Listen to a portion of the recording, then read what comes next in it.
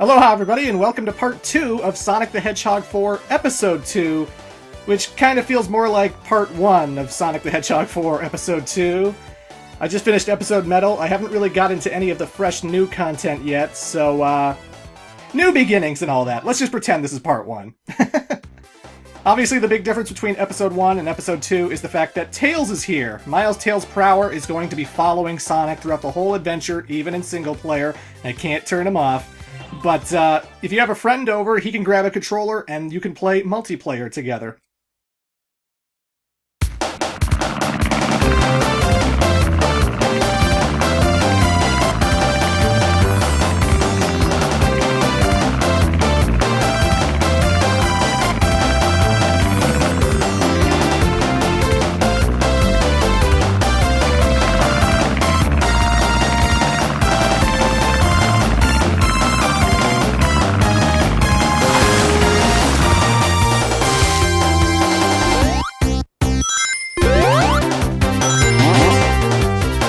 Why did you ditch the plane?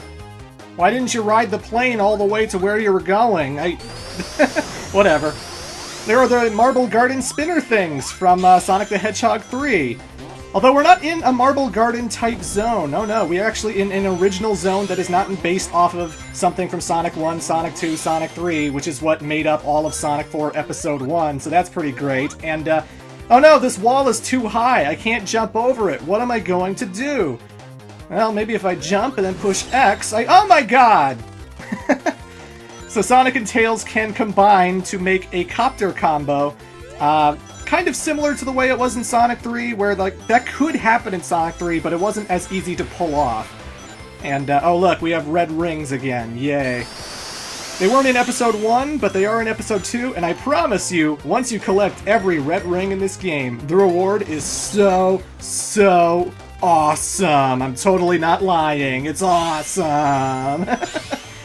But, yeah, in single player mode, anytime you're in the air and you push the X button, boom! You create that copter combo where Tails can save you from bottomless pits and he can help fly you over certain big, large gaps for a little bit. You can't keep mashing the jump button, is something I have found with Episode 2.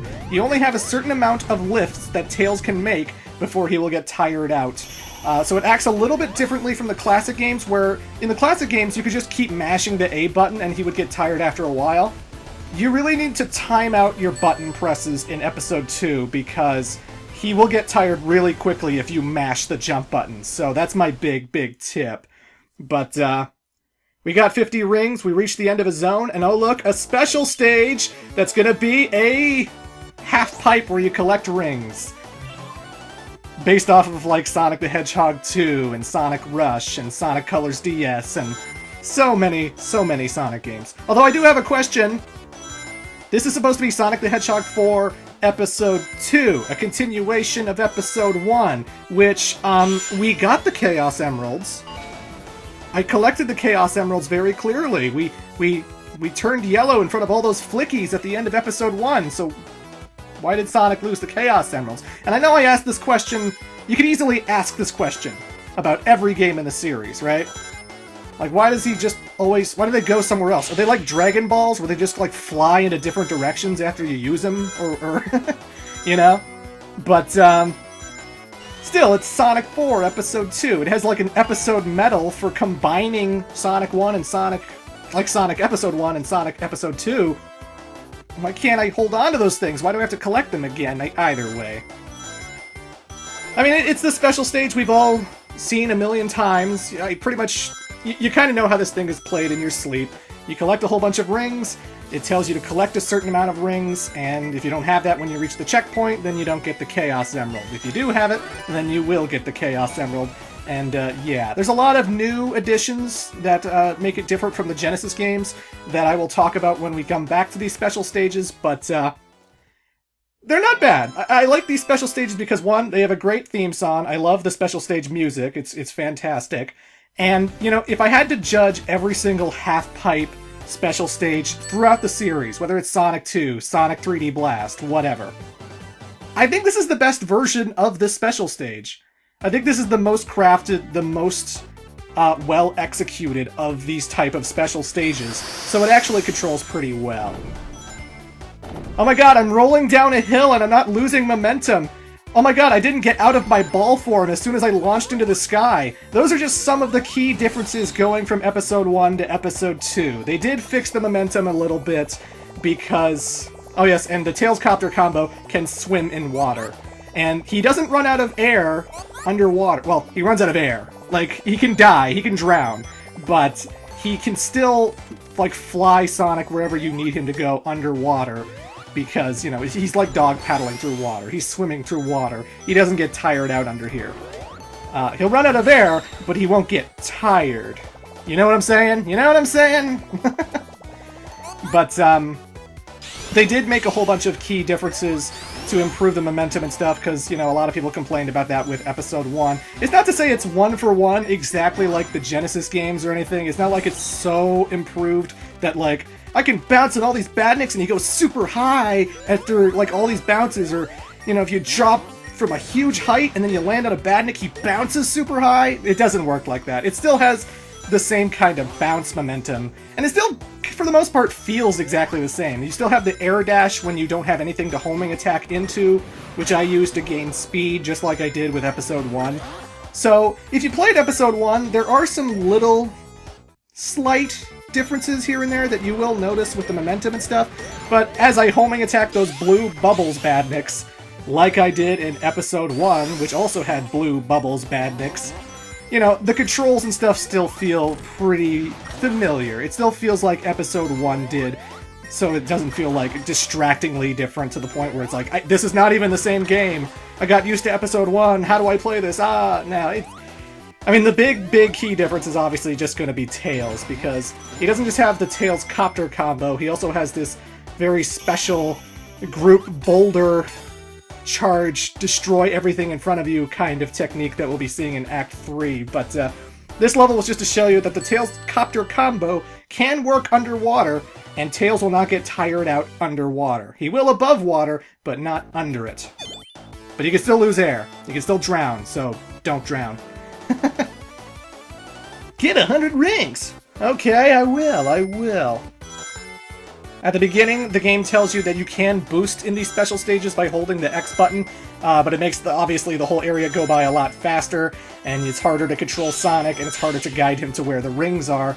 So you don't really need to do it until you start coming up to these timed ring challenges, where you have a certain amount of time to collect, like, 15 rings, and 15 specific rings that they want you to collect, and if you're running out of time, you'll hear the timer going, and you gotta, like, boost to get to where you need to go really, really quickly, you know. There are lots of these green electric triangle things, diamond things, rather, that they don't actually take away your rings. They slow you down, they do slow you down, but that's it. They don't take away your rings. There are bombs still, though, like bombs from Sonic 2. Again, we've seen this special stage so many times, but there's a difference between green diamonds, which don't take away your rings, and bombs, which do take away your rings. You're always encouraged to run into all of the speed boosters, because they'll always take Sonic in a very scripted pathway that will get you a whole bunch of rings rather quickly and effectively. And, yeah. Woo! The special stages, you know, we've seen these a million times. We've seen them done to death, and, it can be kind of competitive when you're playing in multiplayer, I suppose. That's why we're keeping tabs of Sonic having 341 and Tails having 50, and both of them combined are needed to, you know, cross the gate, but,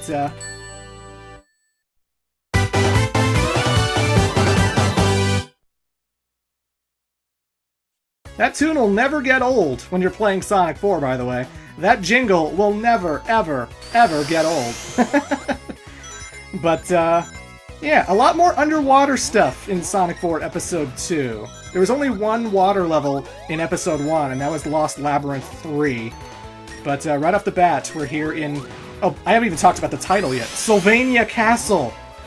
Sylvania Castle. No relation to Konami. No relation to the Belmonts or anything. But here's the second ability we get from the duo. Boom! by pushing the X button on the ground, and you have to specifically be on the ground, because if you're in the air at all, you'll just do the Tails copter combo. But when you're on the ground and you push the X button, Sonic and Tails will grab a hold of each other. They will spin dash, I guess. They'll do a double spin dash that propels you super fast forward, destroying a lot of blocks that Sonic can't destroy normally. Like, there are some things he can homing attack like 3 times to break open, and that particular combination will destroy it in one go. And you're actually invincible when you activate it. Like, you'll still die to bottomless pits, you'll still die to crushing, but any kind of badnik you run into, if they have, like, Orbinauts with spikes on them and stuff, that combination still barrels right through them. You know, if you run into spikes, the combination rides on top of the spikes and doesn't actually get damaged by the spikes. So that combination is not only great for instant speed, for a force of destruction as you barrel through everything in front of you, but it actually protects you from danger, and it's hard to control. You can't slow it down, really. I mean, you can get out of it whenever you want, but you can't, like, go at your own slow pace, you know what I mean? So, it's a little unwieldy, but it is pretty damn great for just barreling through and not worrying about the consequences.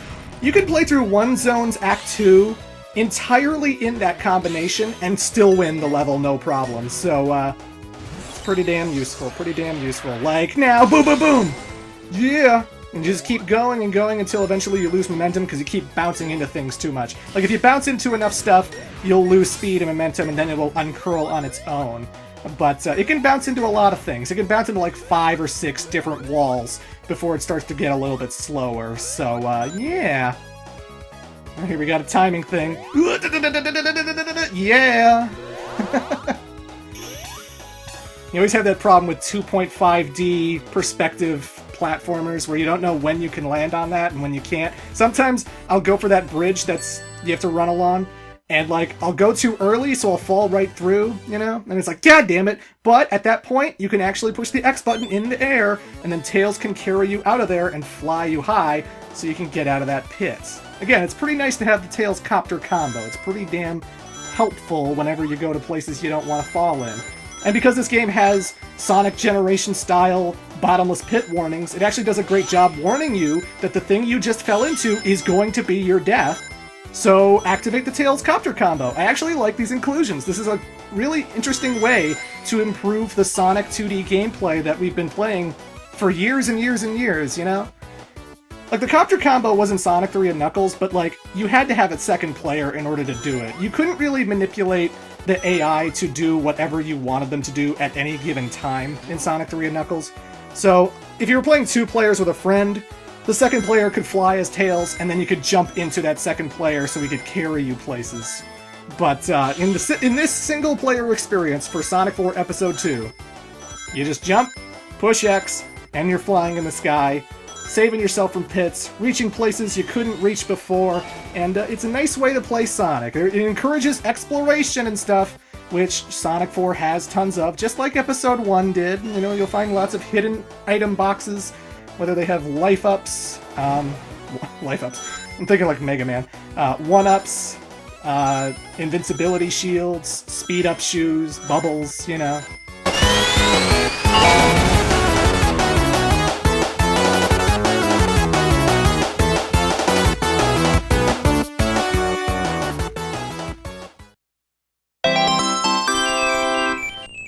Oh yeah, I like that sound a lot. Of course, I will be getting all of the Chaos Emeralds, and I'm not going to play through the whole entire game as Super Sonic once I get Super Sonic, but that stays with the episodes, you know. You can get Super Sonic once you get all the Chaos Emeralds, so that hasn't gone away. But, time for a boss! Dr. Eggman's up to his old tricks, and for some reason, I'll never understand this, you know the pinch music of Episode 1? Like, you would fight Eggman, you would hit him 4 or 5 times, and then his pinch music would come on. And that would be the theme you'd hear until you defeated Eggman. That's his main theme in Episode 2, and they got rid of the calmer theme, which is way better, and... oh, god damn it. Oh, they're doing reused bosses again. The Aquatic Ruin boss, I don't remember the tentacles from the Aquatic Ruin boss. Like, what the hell is that shit? Oh, never mind. Almost as some kind of cheeky nod to the fans. Everyone complained about Episode 1's reused bosses. You know, all the bosses were taken from the old games. So here we have an Aquatic Ruin illusion, and it's like, nope, we're not doing that, and then just destroy the totems. But, I will say this, we are a minute into the boss fight, and I've only hit it 2 times. And keep in mind, if you die to a boss, you have to rewatch that intro all over again. You have to run along the ring path, you have to see Eggman, who says hi, and then he flies off. And then you have to watch the totem poles rise and stuff. So don't die, because you'll have to spend 45 seconds of non-gameplay before the fight will actually start out proper again. And this is with every boss fight in the game. And considering this is a co-op game where your partner can really bite the big one when it matters most, long intros and boss fights are not... I'm not a big fan of them. That's why I made a note of these smaller boss fights in Episode 1. That's why I mentioned how long they were, because Episode 2 makes them just a little bit too long. But anyway, this boss, as you see, it's a plant Eggomatic. It's a plant Eggmobile. Every now and then the petals will open up and you can jump into Eggman. The first 2 hits you could hit from the ground, but every other hit after the first 2, you have to fly in the air with the Tails Copter combo. And that means you have to constantly jump in the air, activate it, fly up. And the jump button is different from the flying button, because the flying button is the jump button normally. Like, if I push A to jump, and then I'm in the Tails Copter combo, A is to levitate, and in order to jump off, I have to push X. So it's a different jump button, and then after I push X, I have to push the A button to do a homing attack in case the cursor shows up on Eggman. It's actually a little...